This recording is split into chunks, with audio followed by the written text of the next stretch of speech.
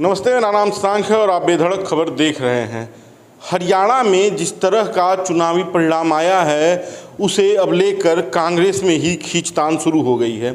इसके पहले भी छत्तीसगढ़, मध्य प्रदेश और राजस्थान के जब विधानसभा के चुनाव हुए थे तो कांग्रेस को ये लग रहा था कि इन तीनों जगहों पर उसकी पार्टी मजबूती से चुनाव लड़ेगी, लेकिन जो परिणाम आए उस परिणामों ने सबको भौचक्का कर दिया।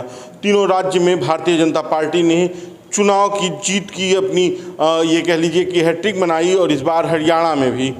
छत्तीसगढ़ एक ऐसा राज्य था जहां पे पिछली बार ये लग रहा था जब विधानसभा के चुनाव हुए कि वहां पर सबसे ज़्यादा मजबूती से कांग्रेस चुनाव लड़ रही है, लेकिन पिछले भी चुनाव में छत्तीसगढ़ कांग्रेस हार गई थी और वही जो दावा हरियाणा में किया जा रहा था वहां पर कांग्रेस फेल हो गई। अब कांग्रेस के अंदर खींचतान शुरू है और भारतीय जनता पार्टी सरकार बनाने की व्यवस्थाओं में लगी है।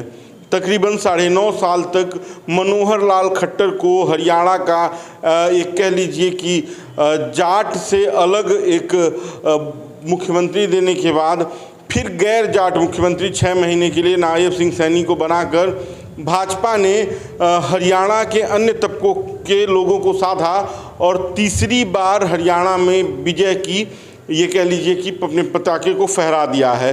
अब तमाम बातें चल रही हैं, तमाम तरह की बयानबाजियां हो रही हैं। कोई चुनाव आयोग पर ठीकरा फोड़ रहा है तो कोई हुड्डा और कुमारी शैलजा के बीच के विवाद का।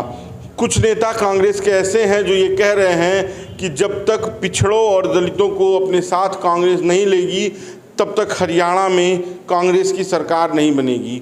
भाजपा कह रही है कि 47 तक हरियाणा में और दिल्ली में दोनों जगहों पर कांग्रेस की सरकार नहीं बननी है। 47 तक भारतीय जनता पार्टी देश में और हरियाणा में राज करेगी। और जो कांग्रेस के नेता हैं अब वो कांग्रेस नेतृत्व पर सवाल उठा रहे हैं।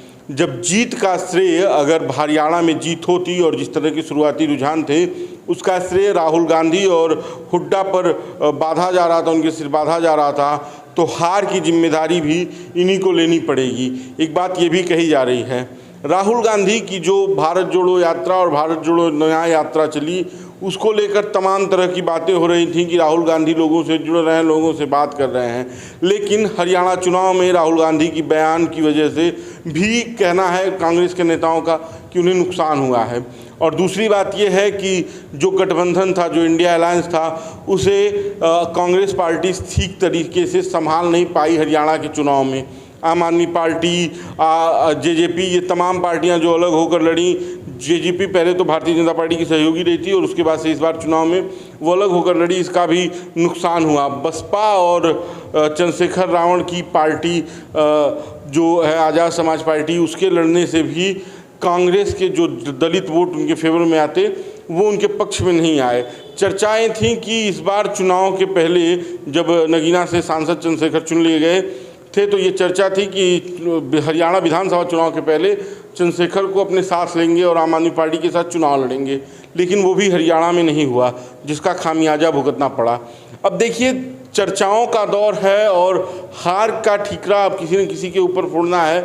जिम्मेदारी आसानी से तो कोई लेने को तैयार नहीं होगा और बीजेपी जीत के जश्न में है, तीसरी बार हरियाणा में सरकार बना रही है, इसलिए वो हरियाणा में एक अलग तरह की खुशी मना रही है। दिल्ली से लेकर हरियाणा एकदम बगल का राज्य है, हर तरफ खुशी का माहौल है, क्योंकि जो डर था भाजपा को कि वहाँ उसकी सरकार नहीं बनेगी वो डर किनारे हो गया, क्योंकि भाजपा भी जो एग्जिट पोल आए थे उसे मान चुकी थी कि ये उसके विपक्ष में आए हैं, लेकिन परिणामों ने सबको चौंका दिया है और तीसरी बार हरियाणा में भारतीय जनता पार्टी की सरकार बनी है। और अब कुछ ही देर में प्रधानमंत्री भारतीय जनता पार्टी केंद्रीय कार्यालय पहुंचेंगे, कार्यकर्ताओं को संबोधित करेंगे और निराशा कांग्रेस के हाथ लगी है। अब देखना है कांग्रेस में जिम्मेदारी कौन लेता है। बाकी का आप बेधड़क खबर देखते रहिए, अपनी राय इस वीडियो में जरूर दीजिए, वीडियो को शेयर कीजिए। धन्यवाद।